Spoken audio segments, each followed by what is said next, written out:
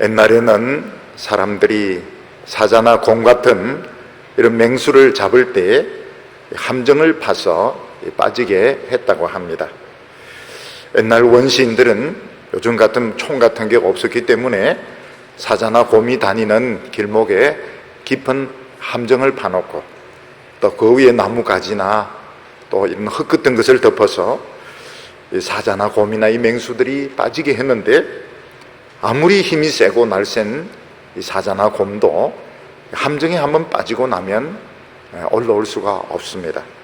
거기서 굶어 죽든지 사람들이 던지는 창에 맞든지 이래서 결국 죽게 되는 것입니다. 그런데 만약 사람이 실수를 해서 그런 깊은 함정에 빠지게 되었다고 하면 굉장히 절망을 하게 될 것입니다. 그리고 다른 사람에게 좀 건져달라고 막 소리를 치게 될 것입니다. 우리 인간들은 이 함정에 빠지고서도 자기가 함정에 빠진지 모르고 있습니다. 그것은 바로 죄의 함정이기 때문에 그런 것입니다.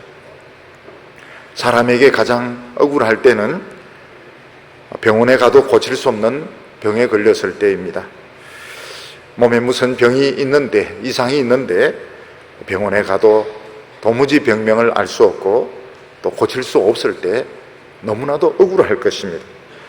나는 지금 이 멀쩡하게 살아있는데 내가 왜 죽어야 돼? 참 억울한데, 시간이 지나면서 병은 점점 깊어져서 결국 그 사람은 죽게 되는 것입니다. 근데 알고 보니까 모든 인간들이 바로 이런 병에 걸려 있는 것입니다. 이 병이 잠복이 되어 있어서 사람들이 느끼지 못할 뿐이지 모든 인간들은 영원히 죽을 수밖에 없는 이 병에 지금 걸려 있는 것입니다. 그 병이 무엇인가 하면 하나님에 대한 믿음이 없고 하나님의 은혜가 없어서 바로 이 죄에 빠져서 사람들은 죽어가고 있는 것입니다. 우리 인간들은 하나님을 믿지 않는 것, 또 하나님의 은혜가 없는 걸 죄라고는 생각을 해보지도 않았습니다. 그런데 하나님의 은혜가 없고 하나님의 축복이 없으니까 인간들의 마음속에는 어느 순간 더러운 탐욕으로, 추악한 생각으로, 남을 해치려고 하는 이런 분노로 꽉 차게 되고, 또 어떤 때는 이게 행동으로 나타나게 되는데 사람들은 이게 죄인 줄 몰랐던 것입니다. 그러다가 인간들은 결국 다 어느 순간에는 다 비참하게 죽게 되고 영원한 멸망을 당하게 되는 것입니다. 오늘 말씀은 사도 바울이 로마인들에게 그들이 지금 어떤 상태에 있는지 보여주고 있는 그런 말씀입니다. 사도 바울 당시의 로마는 전 세계에서 가장 큰 도시였는데 약 100만 명 정도의 인구가 살고 있었다고 합니다. 그리고 전 세계의 모든 권력과 부가 집중된 곳이고, 로마 황제는 전쟁으로 빼앗은 그 전리품을 가지고 신전을 짓고 체육관을 짓고 공중 목욕탕을 건설하면서 참 로마는 전 세계에서 최고로 잘 사는 그런 도시다 하는 것을 자랑을 했습니다. 근데 사도 바울은 로마인들을 향해서 너희들 마음속에는 바로 이 죄에 대한 병에 걸려있는 환자들이고 죄의 함정에 빠져있는 포로들이며 너희들은 영원히 멸망할 수밖에 없는 그런 형편에 있다는 것을 알려주고 있습니다. 그리고 그들이 멸망할 수밖에 없는 증거로 그들이 얼마나 타락하고 얼마나 추악한 삶을 살고 있는지 노골적으로 오늘 말씀을 통해서 설명을 하고 있습니다. 로마인들은 전 세계에서 전쟁을 벌여서 이긴 것으로 아주 사치하고 방탕한 삶을 살고 있었고, 이것이 로마인들의 권리고 또 자기 신들이 준 축복이라고 생각하고 있었습니다. 근데 사도 바울은 자유인이나 노예나 그 마음속에 하나님에 대한 믿음이 없고 하나님의 은혜가 없는 사람은 모두 죄의 노예들이고 영원히 멸망할 수밖에 없다 하는 것을 말씀을 하고 있습니다. 오늘 우리에게 가장 복된 것은 이 세상에 할 수 있는 대로 많은 권리나 많은 재물을 모으는 것이 아니고 지금 이 죄의 쇠사슬에 매여서 멸망으로 가고 있는 자신의 운명을 바꾸는 것이다. 이 죄의 사슬을 끊고 영원한 생명을 얻는 것이다 하는 것을 사도 바울은 말씀하고 있습니다. 오늘 첫 번째로 인간의 죄의 권위는 경건치 않음이다 이렇게 말씀하고 있습니다. 우리는 보통 죄라고 하면 법을 어기고 남을 해치는 것이라고 생각을 합니다. 근데 성경에서는 이 죄라고 하는 것이 다른 사람에게 나쁜 짓 하기 훨씬 전에 영적이고 심리적인 그런 상태를 말한다고 말씀하고 있습니다. 그래서 오늘 성경 말씀은 죄에 대해서 이 3단계로 설명을 하고 있습니다. 오늘 말씀 18절 말씀을 보면 하나님의 진노가 불의로 진리를 막는 사람들의 모든 경건치 않음과 불의에 대하여 하늘로부터 쫓아난다고 말하고 있습니다. 오늘 말씀은 인간의 죄를 3가지 단계로 설명하고 있는데 첫 번째는 바로 하나님과의 관계에서 단절된 것을 말합니다. 모든 경건치 않음 이렇게 말하고 있는데 모든 경건치 않는다고 하는 것은 하나님과의 관계가 단절이 되어서 하나님의 은혜가 임하지 않는 것을 말하고 있습니다. 두 번째는 불의라고 말했는데 이 불의는 2가지가 있습니다. 하나는 무엇인가 하면 남에게 직접적인 해는 끼치지 않았지만 사람 마음속에 악한 생각들, 악한 충동들이 가득 차 있는 상태를 말합니다. 그리고 세 번째는 이게 한 걸음 더 나아가서 말과 행동을 통해서 다른 사람에게 악을 끼치는 것을 말합니다. 그래서 성경 말씀은 죄라고 하는 것이 단순히 법을 어기고 남에게 직접적인 해를 끼치기 이전에 영적인 상태에서 심리적인 상태에서부터 설명을 해야 되는데 하나님과의 관계가 끊어져서 하나님의 은혜가 없는 것이 경건치 않음이고 이게 죄의 근본 원인이 되는 것입니다. 그리고 그 결과로 인간의 마음속에 악이 가득 차고 미움이 가득 차고 시기심이 가득 찬 것이 바로 죄고 그리고 나서 인간은 행동으로 남에게 피해를 끼치게 된다고 말씀하고 있습니다. 근데 사람들이 죄라고 느끼는 것은 이 3번째 단계 또 그것 중에서도 굉장히 과격한 것만 죄라고 생각하지만 성경은 훨씬 더 영적으로 심리적으로 죄는 깊은 뿌리를 가지고 있다고 말씀하고 있습니다. 죄에 있어서 제일 첫 번째 단계가 경건치 않은 것입니다. 우리는 보통 경건치 않다 이럴 때 저 사람은 종교적이다 혹은 종교적이지 않다 하는 것을 가지고 경건과 경건치 않음을 이야기합니다. 어떤 사람이 종교를 가지고 있고 또 종교에 깊이 심취되어 있으면 저 사람은 경건하다 이런 식으로 이야기하는데 오늘 성경 말씀은 그런 뜻으로 말하지 않습니다. 경건치 못하다 하는 것은 하나님과의 관계가 끊어져서 성경에서 말하는 하나님과의 관계가 끊어져서 하나님의 은혜와 하나님의 능력이 공급되지 않은 것이 바로 경건치 않은 것입니다. 다시 말해서 학문적으로나 이론적으로 하나님을 아느냐 모르냐 하는 것을 떠나가지고 그 사람이 하나님과의 관계가 연결이 되어 있고 마음속에 하나님의 은혜가 임하고 능력이 임하면 경건한 것이고 이게 연결이 안 되면 경건치 않은 것입니다. 비유로 우리 몸의 이 면역성을 비유로 들 수 있는데 사람이 겉으로는 멀쩡하게 생겼지만 몸 안에 이 면역이 없으면 면역성이 떨어지게 되면 결국 이 병을 이기지 못합니다. 우리 인간의 몸 안에는 항상 이 병이 들어 있습니다. 병균도 들어와 있고 암세포도 있고 여러 가지 병들이 들어와 있지만 이 몸이 면역성이 있기 때문에 그걸 억제하고 잡아먹기 때문에 병이 안 되는 것입니다. 근데 사람이 여러 가지 이유로 면역성이 떨어지게 되면 결국 이 병을 억제하지 못해서 암이 생기게 되고 병이 발병을 해서 죽게 되는 것입니다. 그래서 여기서 말하는 하나님의 은혜, 하나님의 능력이라고 하는 것은 면역성과 같은 것입니다. 어떤 사람이 종교를 가지고 있느냐, 종교의 심태, 이가 상관없이 하나님의 능력이 공급이 안 되고 하나님의 은혜가 없으면 그 사람은 이미 죄가 발병을 한 것입니다. 등산하는 사람이 얼음벽이나 절벽을 기어 오를 때 반드시 이렇게 밧줄을 감고 올라가게 됩니다. 어떤 사람이 실수를 해서 절벽이나 얼음벽에서 떨어지게 되어도 밧줄이 있기 때문에 대롱대롱 매달려 있게 되고 그 밧줄을 당기면 살 수 있습니다. 믿음이라고 하는 것은 하나님과 우리 사이의 밧줄과 같습니다. 믿음이 없는 사람은 밧줄이 끊어져서 이미 함정에 떨어져 있는 것, 자기 힘으로 절대로 거기서 올라올 수가 없습니다.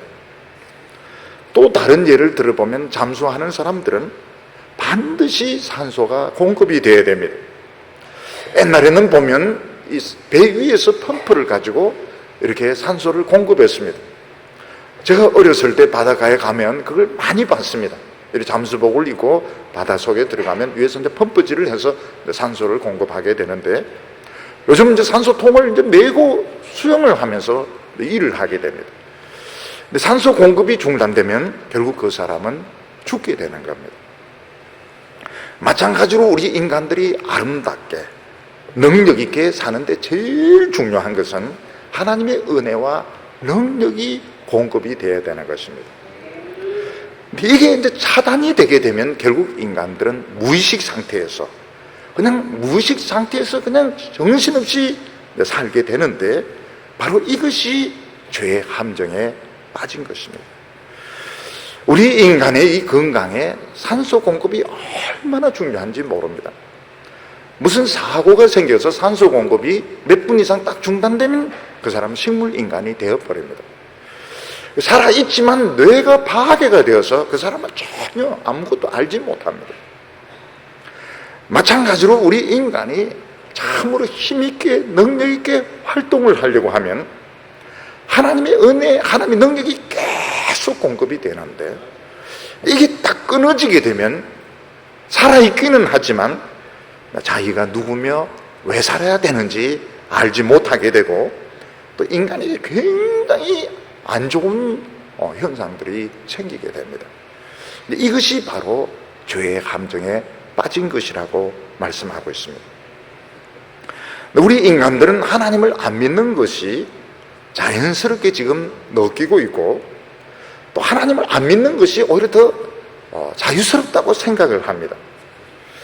우리 인간의 마음속에는 내 마음대로 하고 싶은 이런 욕망들이 있는데, 괜히 하나님을 믿으면 아무것도 못한다, 이런 생각을 가지고 있습니다. 그래서 거의 대부분의 사람들은 하나님을 안 믿는 것이 더 인간적이고 하나님을 안 믿는 것이 더 자유스럽다, 이렇게 말하고 있습니다. 그런데 인간들은 하나님을 안 믿음으로써 하나님과의 관계가 끊어짐으로써, 본이든지 본이가 아니든지 하나님과의 관계가 끊어짐으로써 내가 왜 살아야 되는지 이유를 잃어버리게 되었습니다. 인간들은 왜 내가 이 세상에 살아야 되는가? 그냥 성공해서 돈 많이 벌고 권력을 가지고 내 하고 싶은 대로 다 하면서 살아야 된다, 이렇게 생각하고 있는데, 바로 이것이 인간의 그 삶의 목적을 잃어버린 것입니다. 내가 왜 살아야 되는가? 내가 성공해서 돈 많이 벌고 권력을 잡아서 내 하고 싶은 대로 다 하면서 산다, 여기에 가치를 잃어버린 것, 목표를 상실한 것입니다. 그리고 인간들은 죄에 빠진 뒤에 자신이나 다른 사람을 평가할 때 외적인 것을 가지고 이제 판단을 하게 됩니다. 그 사람이 돈을 얼마나 벌었는지, 세상적으로 얼마나 성공했는지 가지고 이제 판단을 하게 되는데, 결국 사람의 가치를 이제 그거로 평가를 하는 것입니다. 나중에는 사람의 가치가 뭐로 평가가 되는가 하면 연봉을 가지고 이제 월급을 얼마 받느냐 하는 것으로 이제 평가를 하게 되는데, 인간은 그보다 훨씬 가치가 있습니다. 엄청나게 가치가 있는데 결국 받는 돈 가지고 가치를 평가하게 되고, 그리고 이제 돈이 없는 사람은 더 비참하게 이제 평가하게 되는데, 이게 가치를 상실한 것입니다. 그리고 인간들은 하나님의 은혜와 능력이 차단되면서 동물적인 욕구를 가지고 살아가게 되었습니다. 이 동물적인 욕구라고 하는 것은 힘이 있는 사람이 힘이 약한 사람을 잡아먹으면서 사는 것을 말합니다. 맹수의 세계에 가면 힘이 있는 사람이 힘이 있는 짐승이 약한 짐승을 잡아먹으면서 살아가고 있습니다.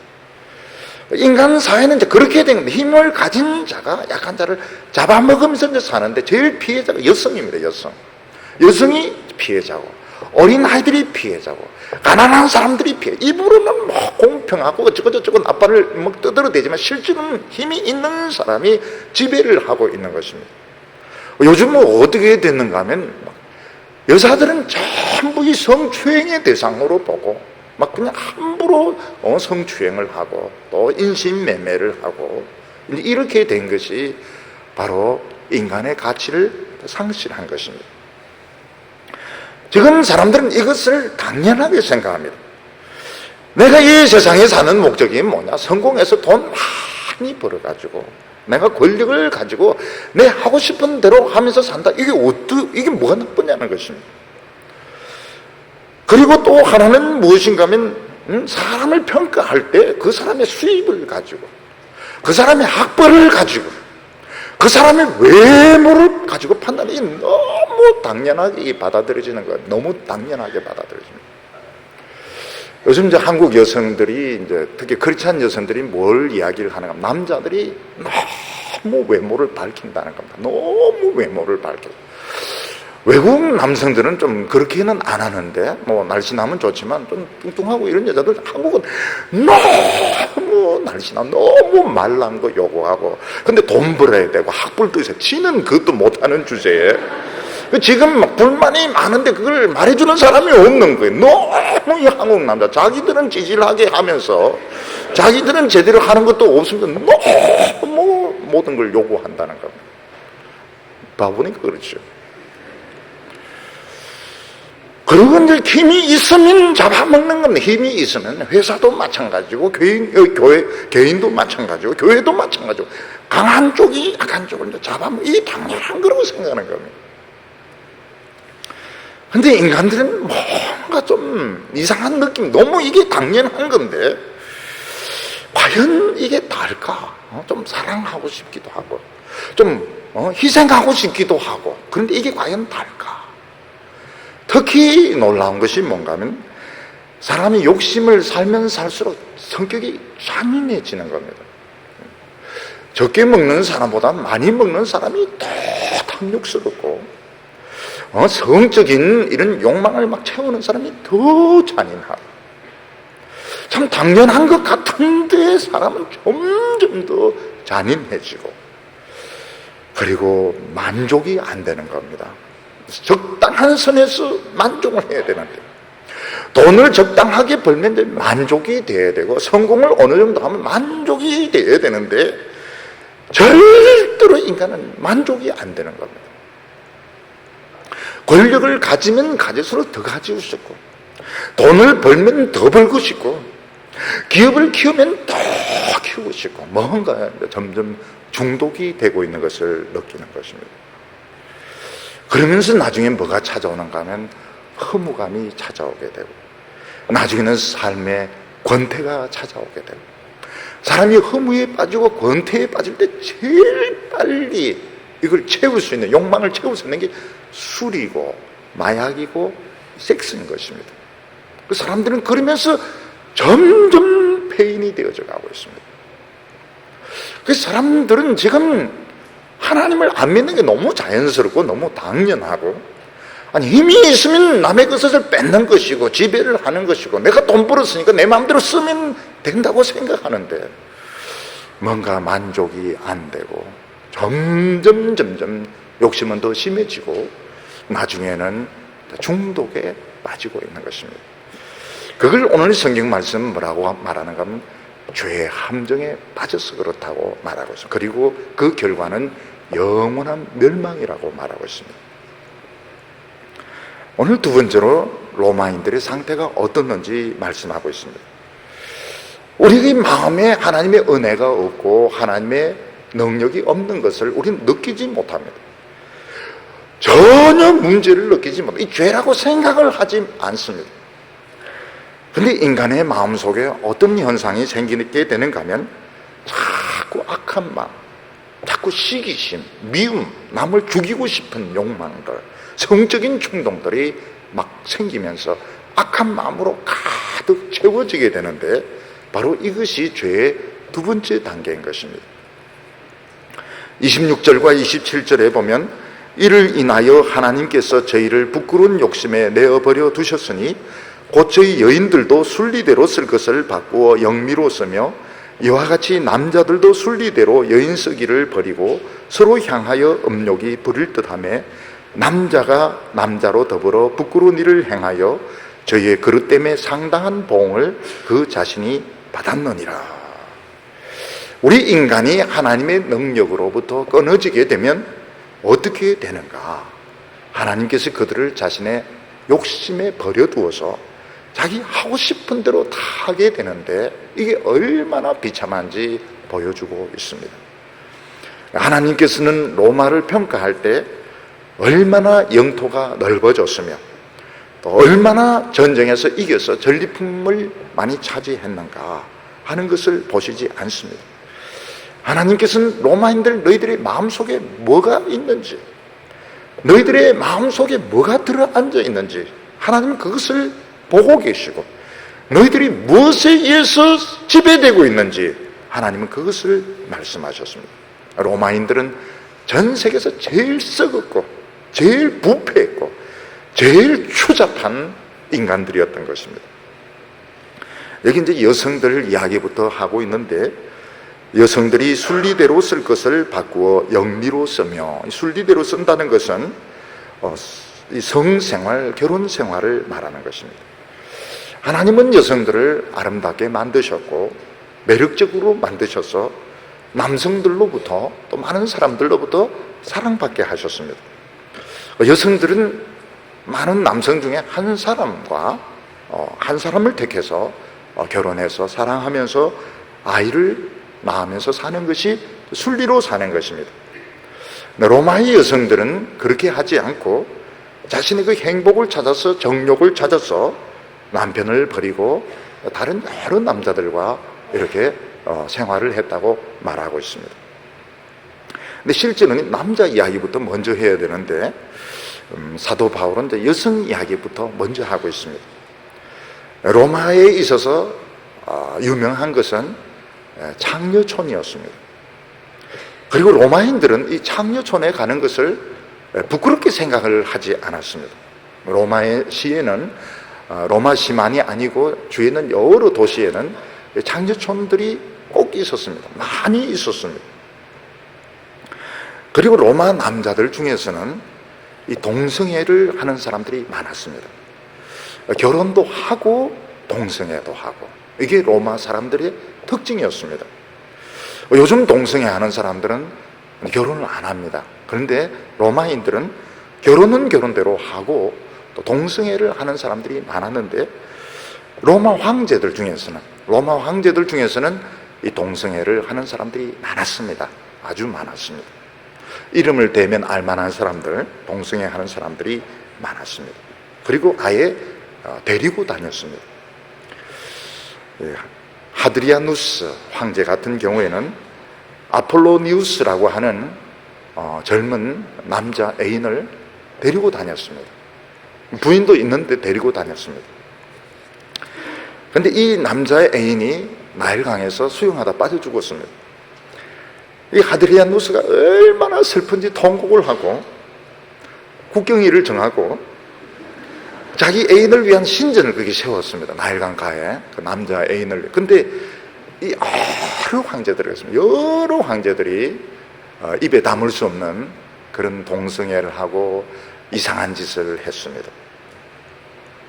그리고 로마의 남자들은 성인이 되기 전에 다른 성인 남자로부터 거의 성추행을 다 당했다고 합니다. 거의 빼놓지 않고 줄리어스 시저 같은 경우에도 성추행을 당했다고 기록에 남아 있습니다. 그리고 로마 황제들 중에서는 너무 이 정욕이 강해가지고 이 신하들 부인들을 많이 이렇게 욕보인 사람들이 있었습니다. 그리고 황제 부인이나 딸들 중에서는 스스로 음란해서 황제 부인이 또 딸이 돈을 받고 매춘 행위를 하기도 했습니다. 그래서 이제 아우구스티누스는 이제 1대 황제 아닙니까? 1대 황제가 이제 자기 부인하고 딸이 너무 매춘이 심하니까 섬에 가두어 버립니다. 섬에 가두어 버리고 나중에는 죽도록 합니다. 여기 보면 남자들도 순리대로 여인쓰기를 버리고 서로를 향하여 음욕이 부릴 듯하며 남자가 남자로 더불어 부끄러운 일을 행하여 저의 그릇 때문에 상당한 보응을 받았느니라. 로마에서 이런 엄난이 너무나도 심했기 때문에 가정들이 정상적이지가 않았습니다. 그래서 로마에서 자라는 자녀들, 청소년들은 이걸 다 보면서 자랍니다. 어렸을 때 이 매춘구를 갔다 옵니다. 그리고 노예들은 다 이 성적인 이런 대상으로 씁니다.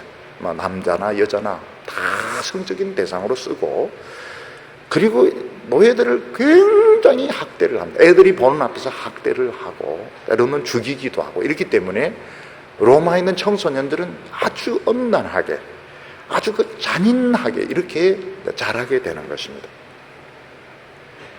그래서 로마인들 중에서는 정상적으로 가정생활하고 결혼하는 사람들이, 결혼생활하는 사람 거의 없어지게 되었습니다. 로마 전체가, 로마 시만이 아니고 로마 거의 전체가 거대한 사창가로 변하게 된 것입니다. 여기 보면 그들의 그릇 때문에 상당한 보응을 받았느니라. 어떤 보응을 받았을까요? 이런 생활하는 사람들의 생각이 절대로 정상적이지 않습니다. 우리가 이 사회에서도 보면 바람을 피우거나 이런 절대로 그 생각이 정상적이지 않습니다. 왜냐하면 그들의 그 영혼이 썩었기 때문에, 병들었기 때문에 절대로 정상적이지 않습니다. 그래서 로마인들의 이 사고, 로마인들이 정상적이지가 않았습니다. 전혀 자신의 그 가치를 느낄 수가 없습니다. 황제나 귀족이나 철학자들은 마찬가지, 전혀 그 자신들의 그 가치를 느끼지를 못했습니다. 그러다 보니까 어떤 일이 일어나면 가정이 이제 파괴가 되고 엄청 싸웁니다. 로마 안에서 엄청 싸워서 많이 죽입니다.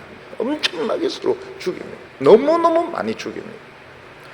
특히 황제는 이제 불안하니까 닥치는 대로 사람을 죽이는데 미쳤다고 이야기해요. 미쳤다고. 황제들이 미쳤다고 이야기를 합니다. 그리고 이제 나중에는 이제 성병이 퍼지게 됩니다.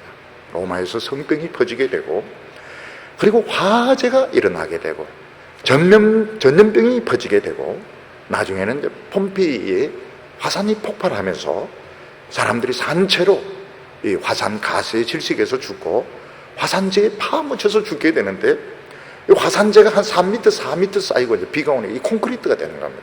사람들이 그냥 콘크리트에 갇혀서 그냥 그대로 죽는 겁니다. 우리가 오늘 이 말씀을 들으면 이게 2000년 전 로마인들에게 하는 말씀인지 오늘 우리 시대에 하는 말씀인지 사실 구별이 안 될 정도로 너무너무 유사한 겁니다. 우리가 서구 사회를 보면 참 사람들이 문명화되어 있고 교육 수준이 높다고 하지만 철저히 타락한 이런 사회라는 걸 기억을 해야 됩니다.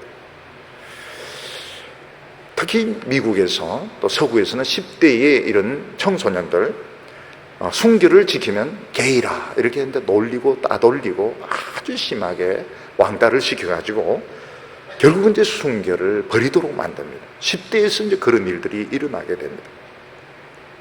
그리고 얼마나 많은 이런 부정들이 일어나게 되고 동성애가 만연이 되었는지 이제는 이제 동성애를 부정을 못합니다.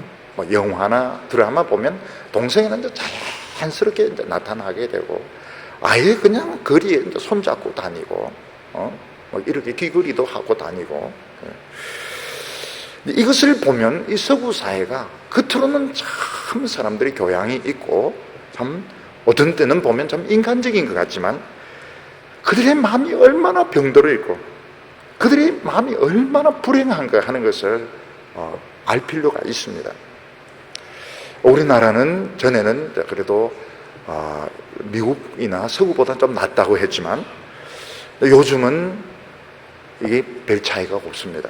매춘이 얼마나 심한지 10대들이 이제 매춘을 하는 겁니다. 원조 교제다 이렇게 해서 10대들이 자기 아버지 뻘 되는 사람들과 이제 돈을 받고 매춘을 하고, 그리고 이 성추행이 매일 신문에 나오는다. 요즘 좀 덜 나오는데 안 나오는 날이 없을 정도로 성추행이 매일 신문에 나오고, 동성애도 이제는 만만치가 않습니다. 교인들은 잘 몰라서 그렇지 동성애도 지금 우리나라 안에 많이 퍼지고 있습니다. 얼마나 많은 가정들이 부정으로 깨어지고 있으며 참 얼마나 많은 사람들이 상처를 입고 또 고통을 받는지 모릅니다. 오늘은 이게 위성 텔레비전이나 이런 걸 통해서 이 성인 영화들, 포르노 영화들이 너무 쉽게 너무 가깝게 사람들에게 볼 수 있도록 되어 있는 겁니다. 이 포르노 영화, 이 성인 영화는 사람의 정신, 영혼을 썩도록 만드는, 이건 굉장히 영적인, 이거는 한센병입니다.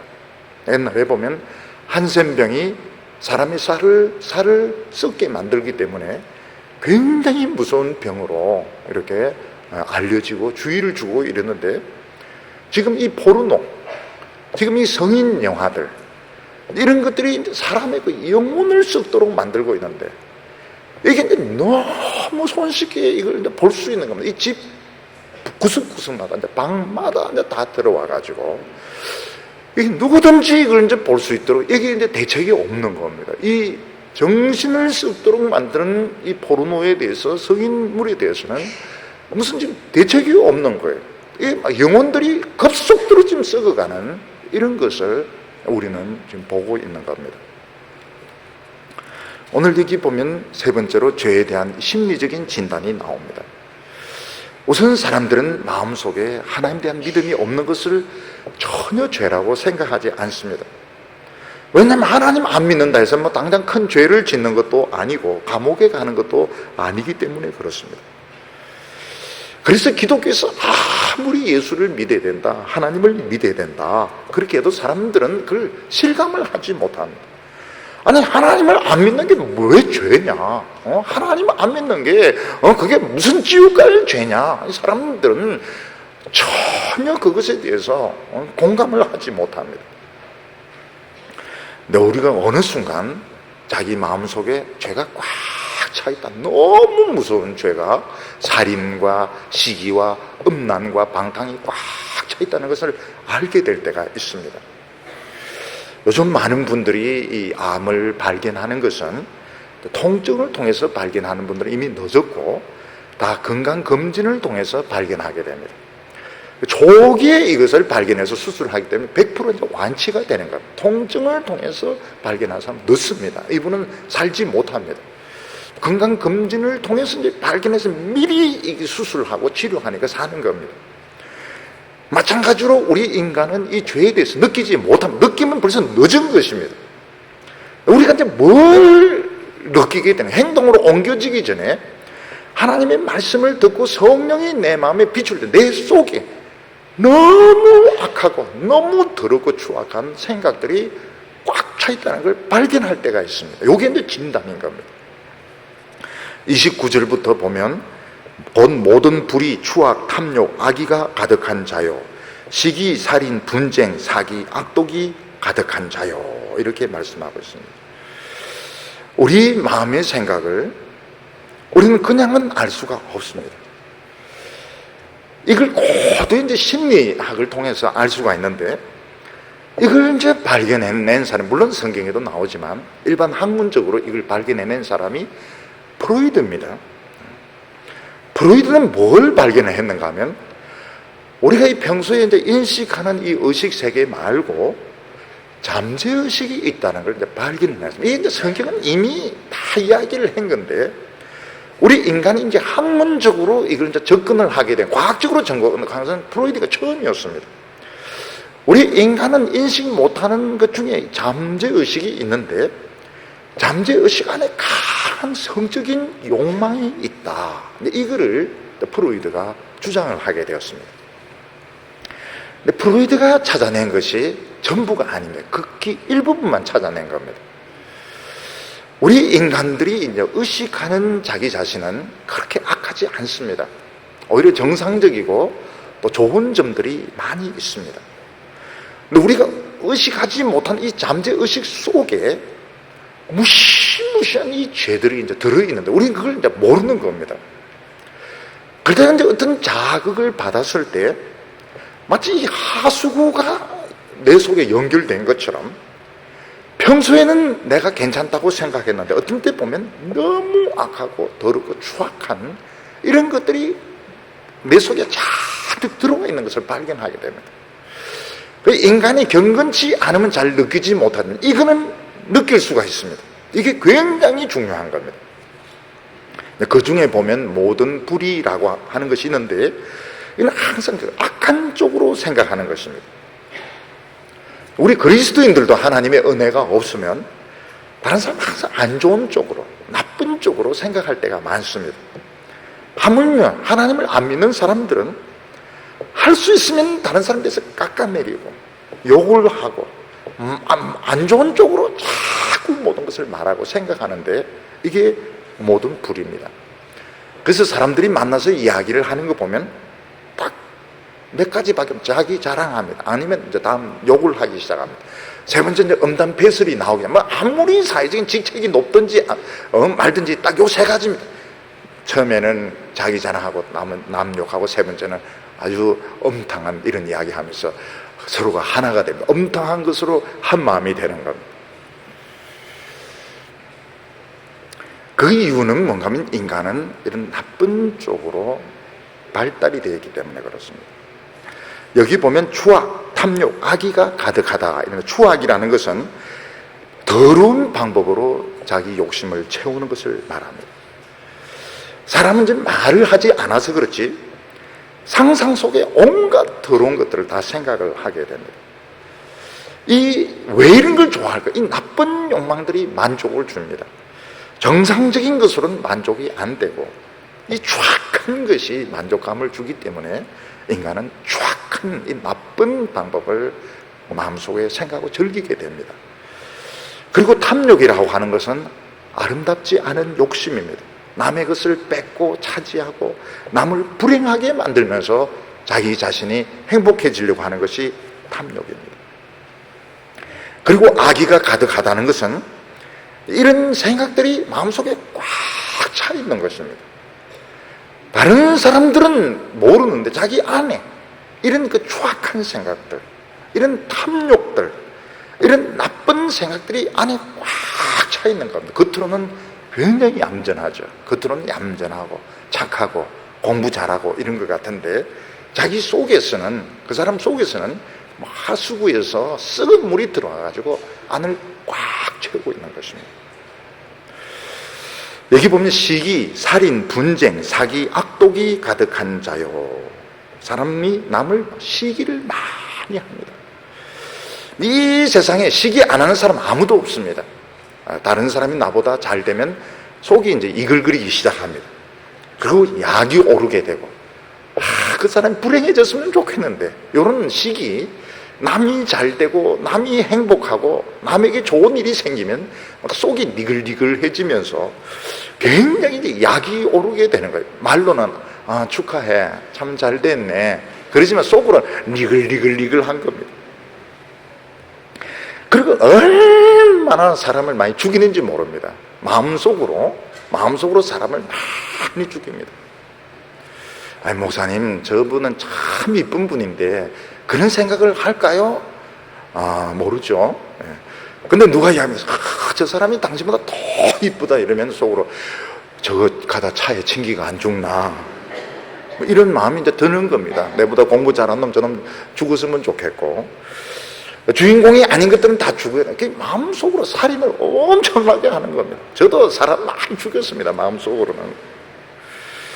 그리고 끝없이 싸우고 다투고 분쟁을 합니다. 왜냐하면 내가 옳고 내 주장이 정당한데 왜 지가 모든 것을 다 결정을 하느냐. 남이 이제 결정하는 것을 못 참기 때문에 이 헤게모니를 차지하기 위해서 끝없이 싸우고 끝없이 분쟁하고 끝없이 이제 항의를 하는 겁니다.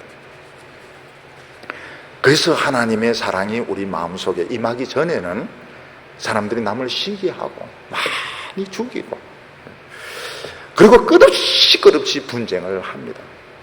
인간은 그렇게 되어 있습니다.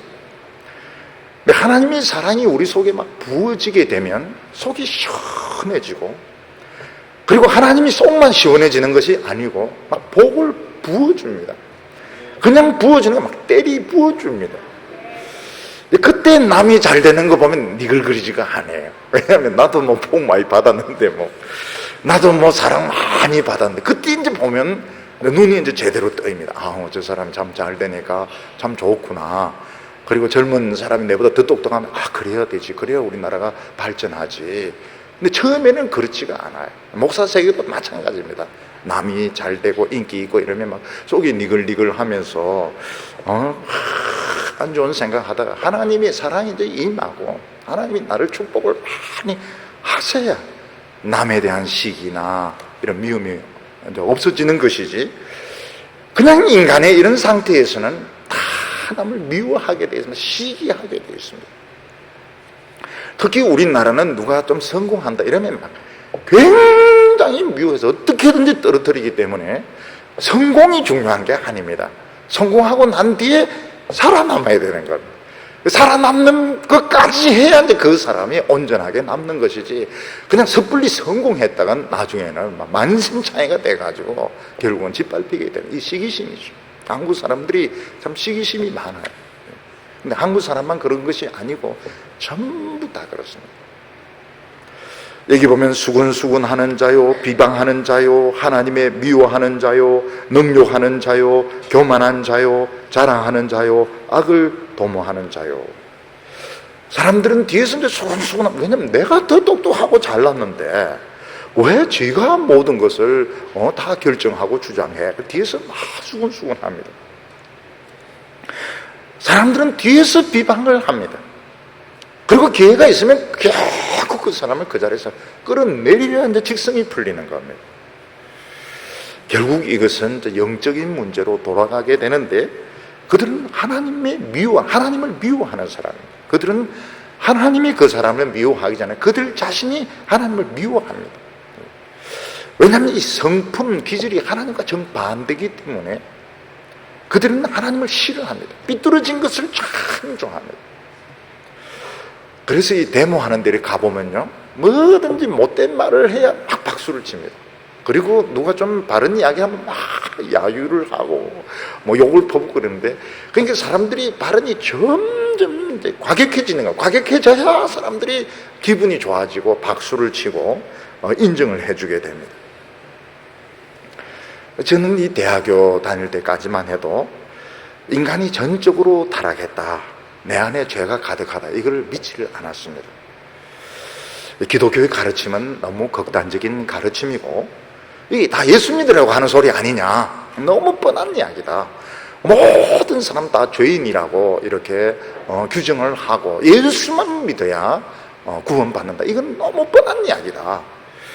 그렇게 이제 생각을 했습니다. 그리고 이건 수양의 문제고, 이거는 얼마든지 인간이 수양을 쌓고 노력함으로써 해결될 수 있는 것이지, 기독교는 너무 극단적이다, 이제 이런 생각을 했습니다. 그런데 점점 살면서 제 안에 죄가 가득 있다는 걸 이제 조금씩 느끼기 시작했습니다.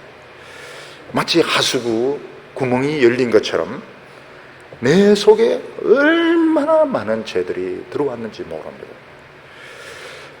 시기심, 살인, 방탕, 엄청난 죄들이 사실 내 속에 들어왔습니다. 그래서 저는 이제 교회를 안 나가고 철학책을 많이 읽었습니다. 실존주의 철학책을 많이 읽었고, 그리고 이제 다른 종교의 책도 많이 읽었습니다. 지금은 이름 있는 이런 중들도 있지만, 옛날에는 그 청담이라고, 청담 이분이 이제 아주 유명한 대선임이었습니다. 청담의 글도 좀 읽어보기도 하고, 그리고 이제 등산을 다니기도 하고, 또 그리고 공부에 빠져보려고 하기도 하고. 근데 이 해결이 안 돼요. 점점 이게 심해졌습니다. 어머니는 제 보고 착하다 그랬는데 제 속에는 정말 말로 표현할 저만 그런 게 아닙니다. 저만 그런 게 아니고 우리 학생들이 다 그랬어요. 우리 학생들이 다 모이면은 우리 학생들이 공부 잘하는 애, 수학도 굉장히 잘하는 애들이 많습니다. 전부 더럽고 엄난한 이야기들, 말로 표현할 수가 없죠. 이게 점점 심해져서 이제 공부도 이제 못하게 되고, 바깥 출입도 못하게 되고, 굉장히 이렇게 내면적으로 병들어 갔습니다. 도저히 이제 살 수가 없어요. 살 수 없는 극단적인 단계까지 가게 된 겁니다. 그때 이제 예수님이 말씀하셨습니다. 너가 죄 때문에 고민하는구나. 내가 십자가에 못 박힌 것이 바로 그것 때문에, 그걸 해결하기 위해서야. 내가 옆구리에 창 찔린 것이 네가 지금 그렇게 고민하는 그것 때문에 내가 옆구리에 창이 찔린 거야. 그때 이제 저는 딴 길이 없었습니다. 철학이나 실존주의 철학이나 무슨 고시 공부나 무슨 다른 거로는 길이 없었습니다. 내 노력으로, 내 도덕적인 힘으로는 도저히 살 수가 없었습니다. 그래서 이제 하나님 앞에 그걸 믿는다고 고백을 하고 항복을 했습니다. 저는 이제 항복을 합니다. 예수님이 내 죄를 위해서 죽었다는 걸 믿습니다. 근데 그때 이제 죄가 씻어지는 체험을 하게 된 겁니다. 그리고 하나님이 그전에만 해도 하나님을 굉장히 무서워하고 하나님을 참 짝사랑하면서도 미워하고 그렇게 했는데 하나님이 이제 내 아버지로, 너무 사랑스러운 아버지로 저에게 나타나게 되었습니다.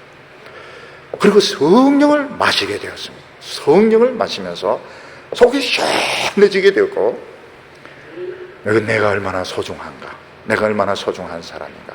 그때 처음 깨달았습니다. 하나님이 저에게 주신 선물은 사랑이었습니다. 사랑을 알게 하셨습니다.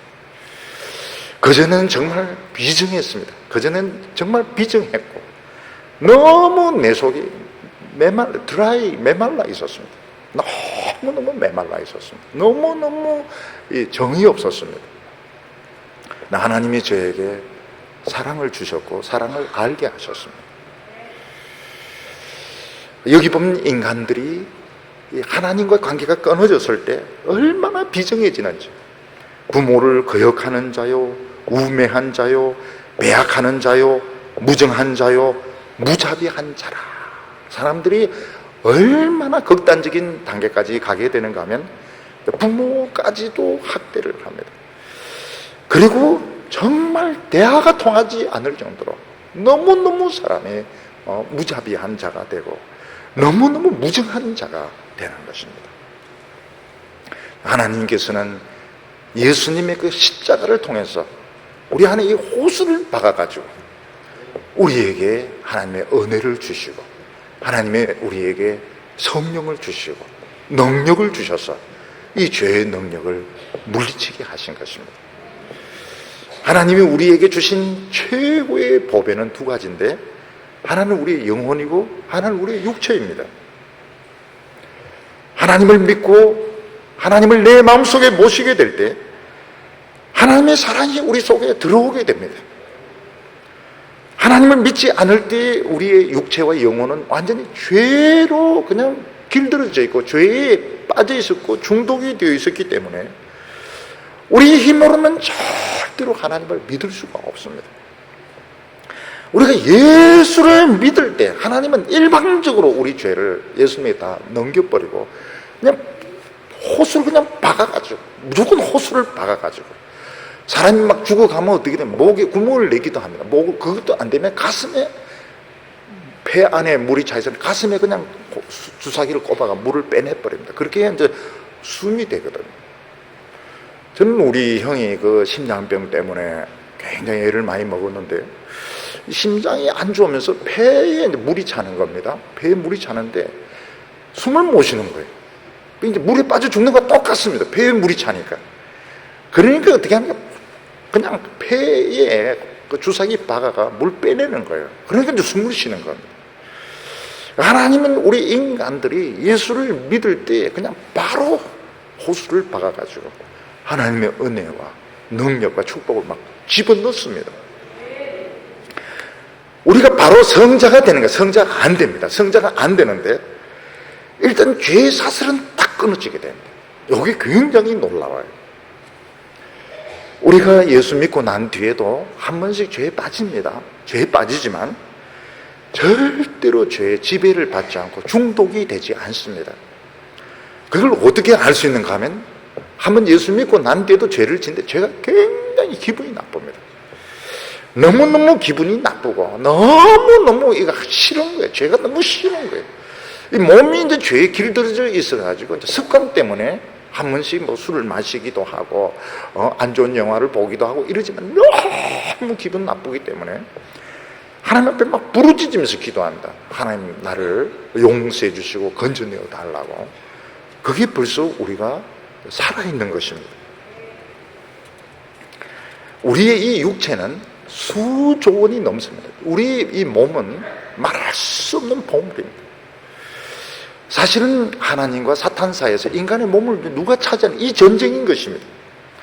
사탄은 우리의 몸을 이제 정욕으로 채우고 한평생 남을 미워하고 못된 짓을 하면서 멸망하도록 하는데 하나님께서는 이 인간의 이 가치를 아시고 하나님의 아들 독생자를 주시가지고 우리를 강제적으로 빼앗아내신 것입니다. 그래서 우리가 이 몸으로 하나님을 예배드린다. 이게 엄청난 겁니다. 우리 예배드리는 거 이 기적인 겁니다. 예수 믿는 것 자체가 기적입니다.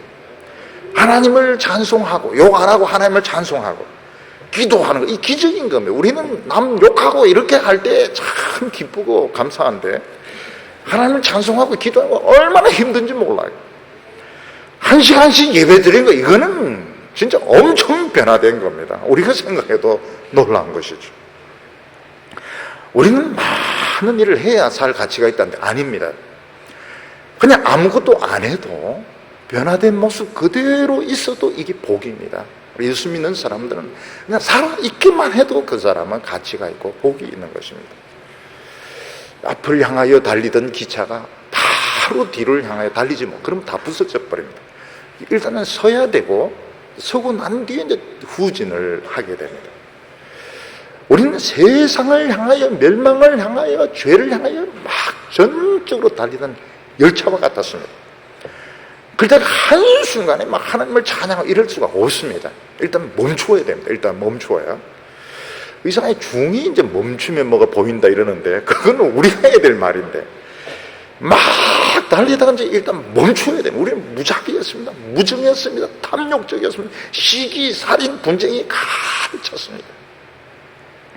이걸 일단 멈추는 것이 중요합니다. 어떤 분은 왜 내가 바로 성자가 안 됩니까? 왜 내가 주님을 위해서 막 성교지로 가서 죽겠습니다. 다 부서집니다. 절대로 그래. 일단은 멈추어야 됩니다. 그래서 우리는 이 과거와 이 단절되는 것이 과거에 집착할 필요가 없습니다. 과거에 잘 나갔을 때, 과거에 성공했을 때 그 집착할 필요가 없으니 멈추어야 돼요. 멈추면 이제 바보가 되는 겁니다. 우리가 하나님 앞에 바보가 되어야 됩니다. 바보가 되어야 후진을 할 수 있지. 막 달리다가 바로 또 후진하면 전부 다 부서지게 됩니다. 전에 어떤 교인이 있었는데 대학원에서 수학을 가지고 이제 석사를 마쳤습니다.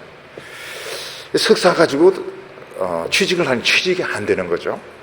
그래서 이분이 이제 유조차 운전을 했습니다. 이제 수학도 때려치우고 유조차 운전을 했습니다. 근데 대관령에 기름을 잔뜩 이제 싣고 대관령 이제 꼬불꼬불 이제 내려가는데 브레이크가 고장이 난 거예요. 이 유조차가. 근데 밑에 이제 차들이 이제 올라오면은 이건 이제 대형 사고가 나는 겁니다. 이 사람은 막 핸들 잡고 막 주님을 부르면 주님, 예수님, 하나님의 아들 막 살려주세요. 이러면서 브레이크 고장이 나니까요. 그러면서 이제 유조차는 벽에 부딪히면서 내려가는 거예요. 벽에 이제 부딪히면 속도를 줄이려고. 근데 다행히 그때 이제 대관령에 차들이 안 올라오는 겁니다. 이 차 하나만 벽에 탁 부딪히면서 내려가다 뒤집어진 거예요. 그래서 기름은 좀 샜습니다. 기름은 좀 샜는데 이 사람은 살았죠. 근데 물어봤습니다. 어떻게 됐냐니 아킬레스건만 끊어졌대요. 아킬레스건만 끊어지고 기름 좀 새니까 환경이 거기에 대한 벌금 좀 내고 그게 막 이 유조차가 기름 싣고 내려가면서 이제 밀고 내려가면 오는 차들은 다 떨어지는 겁니다. 다 떨어지는 거예요. 근데 이 사람은 막 죽으라고 예수님의 이름을 부르면서 막 벽에 부딪히면서 해가 결국은 이 차만 전복이 되고 자기도 아킬레스건만 끊어지고 결국은 이 사람도 살게 되었습니다. 그래서 내가 물어봤습니다. 유조차 운전 또 하겠냐래. 아니요, 수학하러 가겠다고. 차라리 수학이 낫지. 이거 유조차 하다가 자기는 죽을 뻔했다고 그런 이야기를 했습니다. 오늘 우리 인간들은 깊은 병에 걸려 있습니다. 깊은 병에 걸리는데 그걸 못 느끼고 있고 함정에 빠져 있는데 모르고 있는 겁니다. 너무 모든 걸 다 잊어먹어 버려가지고 머리가 띵해가 지금 자기가 어떻게 된지 모르고 있는 겁니다. 어느 날 하나님의 말씀을 듣고 성령이 임하면 안을 탁 비추어 주는데 그 참 얌전한 사람, 성실한 사람 속에 너무 죄가 많다는 걸 알고 자기가 놀라게 됩니다. 여러 가지 방법을 씁니다. 수양을 쌓습니다. 수양을 쌓고 남에게 구제를 해주고 도와주고 어떤 사람은 막 선교하러 나가기도 하고 안 돼요. 마음의 평화가 없습니다. 살 수 있는 유일한 일은 십자가에 못 박혀 죽은 예수를 믿는 것밖에 없습니다. 십자가에 못 박힌 예수를 믿을 때 하나님 우리 가슴에 그냥 호수를 박아가지고 완전히 응급환자 호수를 박아가지고 하나님의 은혜를 주시고 성령을 주시고 능력을 주셔서 죄를 이기게 하시는 겁니다. 지금 우리 가슴에 지금 호수가 하나씩 다 박혀 있습니다. 좀 다 박혀 있습니다. 사랑하는 성도 여러분, 사람들이 여기 보면 부모가 정신이 병들면 자식도 병들게 만듭니다. 영혼이 병든 사람은 자기만 병든 것이 아니고 남을 꼭 병들게 만들어야 직성이 풀리는 겁니다. 왜냐하면 병든 게 정상적으로 느껴지기 때문에 그런 것입니다. 오늘 우리 사회에 보면 우리가 참 안타까운 마음을 가지게 됩니다. 어떤 사람들은 너무 많이 성적인 죄에 빠지게 해요. 어떤 사람은 너무 불만을 가지고 막 항의를 합니다. 맨날 그 더운 날 막 데모를 합니다. 근데 그들의 마음이 너무너무 아픈 거예요. 너무너무 아프고 자기들은 왜 그런지도 모르는데 너무너무 그들의 마음이 아픈 겁니다. 하나님께서 우리와 그들의 인생을 치료해 주시기를 바랍니다. 십자가에 못 박히신 예수님께서 우리에게 새 인생을 주셨듯이 이 나라 이 백성 많은 사람들에게 새 인생을 주시기를 축원합니다. 기도드리겠습니다. 거룩하신 하나님 아버지, 우리가 너무너무 아파하면서도 깨닫지 못하고 우리가 너무너무 목말라 하면서도 깨닫지 못할 때 하나님 우리를 깊이 동정하셔서 일방적으로 예수님을 우리에게 주시고 우리 가슴에 구멍을 뚫어서 은혜를 주시고 성령을 주시고 능력을 주심을 믿습니다. 주여, 오늘 예배드리는 이 시간 하나님의 은혜가 부어지게 하여 주옵소서. 충만하게 임하게 하여 주시옵소서. 모든 죄의 쓴뿌리들 다 뽑혀나가게 하여 주셔서 하나님이 내 마음의 주인이 되게 하여 주시고 내가 내 자신을 사랑하며 다른 사람을 사랑하게 하여 주시옵소서. 남을 미워하는 대신에 깊이 이해하게 하여 주시고 그들을 불쌍히 여기는 저희들 되게 하여 주시옵소서. 거룩하신 아버지 하나님, 오늘 이 시간 우리에게 성령을 부어주시기를 원합니다. 우리와 우리 자녀들, 가족들에게 약속하신 성령을 부어주옵소서. 이제는 목마른 것이 없어지게 하여 주시고 이제는 정신적인 방황이 없어지게 하여 주시고 참으로 하나님 앞에서 아름다운 우리 자신을 찾게 하여 주시옵소서. 예수님의 이름으로 기도하옵나이다.